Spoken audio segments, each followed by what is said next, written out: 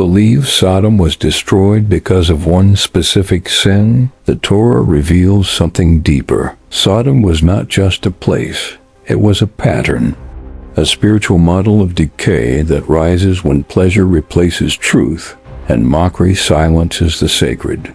The most dangerous part? This pattern never vanished. It has returned. But now with no walls, no streets, no smell of sulfur. Today it's called digital culture. Have you ever felt something is deeply wrong with the world without being able to explain it? Like we're accelerating toward an abyss, while everyone smiles like nothing is happening? That's the mark of the new Sodom, spiritual anesthesia.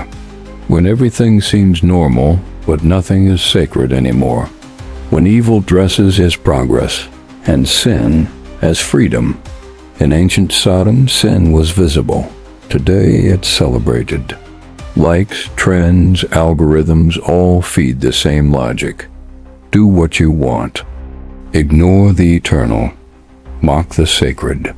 The Midrash teaches that when transgression becomes spectacle, the heavens don't stay silent for long.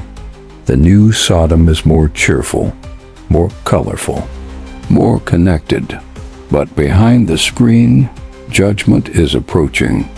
We are dancing at a party where the lights are powered by spiritual gasoline, and no one wants to stop. Maybe you think this is exaggeration, but think, in biblical Sodom, Lot was ridiculed when he tried to warn them. Today, anyone who speaks of purity, prayer, limits, or holiness is called outdated, or worse, intolerant. The cycle repeats. The city changed. The spirit didn't. And that's why we need to talk about this before the next smoke comes not from Genesis, but from servers shutting down. If you feel the world is more connected and yet emptier, you're not crazy. The Torah has always warned, when the human spirit fully surrenders to pleasure, the fall is only a matter of time. The new Sodom is here, and since it has no walls, almost no one sees it. And the most dangerous part? It's already entered our homes, our minds, and even our hearts. Everyone thinks the sin of Sodom was immorality, but the Torah and the sages say otherwise.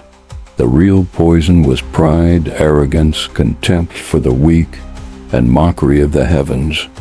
The sin was collective and refined. It wasn't filthy on the outside, it was rotten on the inside.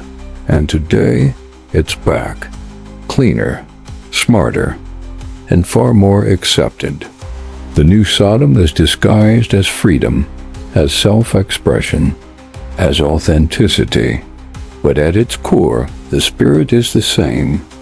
Reject limits, ridicule the sacred, normalize what was once cause for repentance. Evil lost its sulfur smell. Now it smells like success, fame, and empowerment. But the end is still fire. In ancient Sodom, the angels were seen as threats. In digital Sodom, any word that confronts is labeled hate. Perversion became a lifestyle. Modesty became a joke. What used to be lamented is now trending. The algorithm rewards those who walk away from the soul, and heaven's silence is settling in again. It's not that the fire is slow. It's that mercy is still insisting. The Zohar teaches that when a generation begins to laugh at the bearers of light, spiritual time contracts. And you see this today. Those who speak truth are canceled. Those who walk in reverence are called backward. But heaven is not moved by likes. It is moved by justice. And when the time closes, there's no more warning. You may ignore the alarm. You may even laugh like they laughed at Lot, but judgment doesn't depend on our belief. It only needs an appointed time, and that time is closer than it seems, because sin has returned, not as scandal, but as norm. And when evil becomes culture, the next phase already has a name: collapse. The biggest lie that the new Sodom believes is that judgment won't come, that God has forgotten, that there are no spiritual consequences for a world without limits. But the pattern is always the same: silence, warning, mockery, then fall. The Torah never brings destruction without first offering mercy. But when mercy is ignored, judgment no longer asks permission. People expect thunder, lightning, fire. But divine justice begins with something more subtle. The heavens go silent, and when the heavens stop speaking, the world begins to collapse from within. Do you feel it? Things are breaking, not on the surface, but in the unseen. It's as if something holy is retreating, as if we're living with a torn covering. Sodom didn't fall in a day. It was years of accumulated disdain. The city wasn't just perverse, it was spiritually blind. And when the sacred can no longer be seen, not even a glowing angel changes anything. That's happening now. Millions hear but don't listen, see but mock. The blindness has begun, and few notice. God's justice is like a hidden clock, silent but precise. And the sages say that when a generation starts calling evil good, the clock has already passed halfway. Today, evil is sold as identity, sin as lifestyle. But heaven doesn't negotiate with human reputation. It responds to spiritual realities, and they are screaming. The new Sodom doesn't need to destroy temples. It only needs to ridicule those who still pray. And that's how judgment approaches. While everyone laughs, posts, celebrates, heaven watches and waits until the final warning, and then when no one believes judgment will come. It already has, not yet as fire, but as divine silence. And that's why you're hearing this message now, because maybe there's still time. Judgment never feels urgent until it's inevitable. And what no one sees is already happening. The clock is ticking, and the question echoing between heaven and earth is this: are you still pretending everything's fine? In the story of Sodom, Abraham stood alone before God, not to accuse but to intercede. He went down the numbers as if descending steps of hope. 50, 45, down to 10, as if saying, there is still someone, there is still light. But today, if Abraham prayed, who would he pray for? How many still sustain the world with their faith? The Zohar teaches that each righteous person is like an invisible pillar holding reality together. When they vanish, collapse begins, not on the news, but in the heavens. Spiritual judgment isn't about how many churches exist. It's about how many hearts still weep for sin. And that number is falling fast.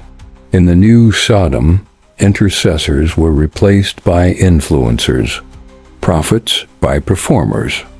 The silence of prayer gave way to the noise of likes. And when the righteous vanish from the squares, darkness returns without resistance. It's not just that evil increased. It's that light withdrew. Abraham did not pray for fame. He prayed because he knew the heart of the eternal. And today, how many still kneel without expecting a stage? The Torah shows that God hears when someone cries out for others. But if no one cries out, what remains? Only the sound of judgment approaching like dry wind at midnight. Have you noticed how the world is full of voices, but none of them intercede? If Abraham lived today, maybe he'd pray for your city, your home, your soul. But the most urgent question is anyone still praying for you? The generation that lives in distraction doesn't see the time slipping away, but heaven is still listening. And maybe it's just waiting for one more righteous person to rise. You don't have to be perfect to be counted. You need to be available in spirit, in intention, in posture. Because God isn't looking for crowds. He's looking for foundations. And even in the midst of the new Sodom, there is a chance, a prayer, a voice. The question is, will that voice be yours? Sodom wasn't destroyed just for what it did, but for what it believed. The problem began in the ideas, in the values, in the heart. It created a system where everything was allowed as long as no one spoke of God. And today, this spiritual DNA is back. Sin became culture, culture became law, and law is turning against the sacred. The DNA of Sodom is invisible, but has clear symptoms: mocking what is pure, rejecting humility, hating correction. This spiritual pattern repeats when this self becomes the new God. And it's no surprise that today everything revolves around ego, fame, and pleasure. Idolatry changed form, but never disappeared. It just learned to use Wi-Fi. The Zohar teaches that before judgment descends, there is a mental contagion. People stop discerning. They no longer know what is light or darkness, right or wrong. And this isn't just ignorance, it's blindness caused by spiritual pride. A generation that thinks it knows everything is about to forget the essential. The scriptures say, "The heart of man is deceitful." And Sodom proves it. She felt safe, modern, advanced, until heaven came down. The same feeling of invincibility is everywhere today. But God never destroys without warning. And when he starts exposing the ideas, it's because the actions already crossed the line. The most dangerous thing about this spiritual DNA is that it spreads without being noticed. Through videos, music, speeches, jokes, algorithms, and when you finally notice, you're already laughing at what should have broken you. Evil doesn't arrive screaming, it arrives smiling. And once the mind is conquered, judgment becomes inevitable. Judgment over Sodom didn't start in the streets. It started in the homes. It began when homes ceased to be altars and became stages for spiritual conflict. Lot returned home with a divine message, but met resistance, coldness, suspicion, and that still happens. Today, many receive revelations, but are treated as lunatics inside their own homes. The new Sodom doesn't burn the body. It burns the soul slowly, in silent dinners, in cutting words, in eyes that no longer meet. Hearts stop beating together. The table loses its sacredness, and when the eternal is no longer at the center, the home becomes just walls with furniture, but without life. The Talmud teaches that when the sacred is expelled from the home divides. It doesn't matter if there's food, comfort, or status. If there's no spirit, there is no shelter. And when one believes and the other mocks, the roof begins to crack. First in the unseen, then in the visible world. Collapse always starts where the eyes can't reach. The first Sodom to fall was the home where no one prayed anymore. Maybe you felt that too, an unexplainable discomfort in your own home, a loneliness that has nothing to do with being alone. It's spiritual, as if something is dying slowly and no one notices. The fire from heaven only reveals what was already burning inside, and many homes have already turned to invisible ashes. But there is still a chance. If the fire started within, it must be restored from within. God doesn't seek perfect houses. He seeks available hearts. And if at least one stands, he visits. He restores. He rebuilds. But if no one moves, the house becomes Sodom, and the roof burns with no one seeing it. In the story of Sodom, Azrael symbolized hidden darkness, not as a monster, but as a seducer of the soul. He mocked the prophets, laughed at warnings, and corrupted what was pure. Today, he doesn't walk the streets. He glides across screens. The name has changed, the face too. But the purpose remains. Extinguish the light and replace it with performance. The algorithm has no flesh or soul, but it knows your desires better than you do. It shows you what traps you, addicts you, shakes you, and it does so with your permission. Azrael doesn't want your body. He wants to numb your awareness, because a distracted man won't fight, and an anesthetized soul won't resist. The Zohar teaches that evil does not impose itself. It installs itself. Slowly, invisibly, it disguises itself as trends, entertainment, modernity. And one day you wake up and realize you're already living under the spirit Sodom once hosted. But now it's in HD, and you still think you're in control. The new Sodom is managed by code, impulses, and digital rewards. Likes, views, dopamine. The algorithm has no morality. It only responds to desire. If the world desires perversion, it delivers. If it desires mockery, it amplifies. And if no one resists, it reigns. Evil always adapts, always reinvents itself. But the essence is the same, to separate you from the voice of God. And Azrael, though never listed in the credits, still controls many narratives. The question isn't whether he exists. It's how many times have you been discipled by him? Without even noticing, angels don't come to flatter the ego. They come to reveal what's hidden and divide light from darkness. And Sodom, they arrived as strangers, but carried the weight of judgment. When they entered Lot's home, something shifted, time bent. The invisible became visible. Heaven wasn't just watching anymore. It was acting. When angels arrive, neutrality dies. You either choose the sacred or walk away from it. They don't negotiate. They carry judgment, but also mercy.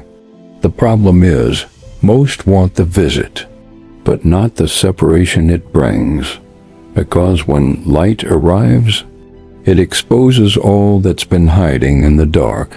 The Midrash teaches that angels carry the weight of God's throne. They are not fragile messengers. They are living ruptures between heaven and earth. When they show up, you can't remain the same. And maybe that's happening to you right now. Maybe what you're hearing is a visitation. Angels don't enter places that insist on staying in darkness. Lot opened the door. Many today would keep it locked, out of fear, attachment, routine. But there are moments when the divine invades without asking, because mercy moves quickly when judgment is already on the way. And if you're watching this now, that invasion might already be happening in your spirit. The angels have arrived, not just in Sodom, but in our days, disguised as warnings, revelations, spiritual encounters. They don't come to confirm what you already know. They come to change what you've been ignoring. And the only question is, will you open the door or wait for it to be broken down? Lot's wife didn't look back out of curiosity. She looked back out of attachment. Her body was fleeing, but her soul still lived in Sodom. That's why she turned to salt, a symbol of a broken covenant, of a tear never shed, of a repentance that never came. Today the whole world is walking, but with eyes still fixed on Sodom. The nostalgia of sin still paralyzes millions. How many people say they're following God, but live from memories of their old life? It was better when I...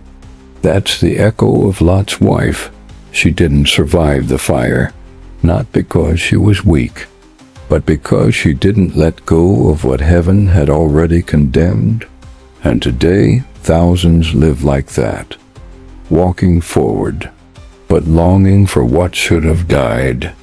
The Torah doesn't describe her face, because she represents many men and women who began to flee, but never chose to release. The Zohar teaches that the eyes have spiritual power, and when you look back with attachment, your soul retreats. She turned into salt not because of what her hands did, but what her eyes desired. The problem is not remembering, it's identifying. It's romanticizing what once enslaved you. The salt didn't fall from the sky. It came from within her. Because what you refuse to release petrifies you. And our generation lives right there, emotionally paralyzed by desires heaven already abandoned. You might be headed in the right direction, but if your heart is still looking back, the end might be the same. It's not enough to flee destruction. You must detach from what drew it in the first place. The real question isn't, where are you going? It's, what's still pulling you back? What destroyed Sodom wasn't just sin, it was the rejection of the final warning, the mockery of truth, laughter at the gates of mercy. God didn't send fire first.